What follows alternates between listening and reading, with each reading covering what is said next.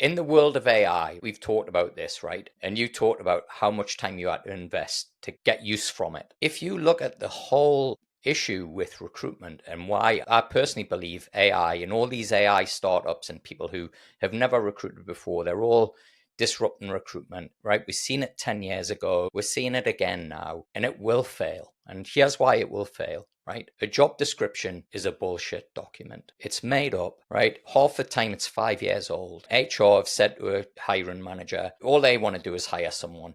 All right, fill in all these competencies, fill in all of these things. They just make it up, right? Then you get the resume, which is somebody who's just put that into ChatGPT, or if they've written it themselves. As a recruiter, whenever anybody reaches out, oh, I'm perfect for this job, my immediate thought is, says who? You.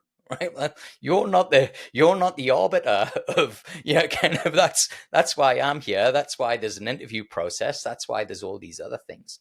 So I think if you look at any technology solution that is using works of fiction, which a CV is, a job description is a work of fiction. And why I can say that with some conviction is pretty much every single job description that I've had, in fact, in 50% of cases, right, when the client sent it to me and we've had a briefing, just by asking simple questions like, what's the big problem you're trying to solve? Turns out that they don't need to hire that person. There's other ways that they can solve the problem. And I think what you've got in terms of the kind of platform style recruitment, job boards, all of that stuff is just, it's like literally just like a classifieds ad.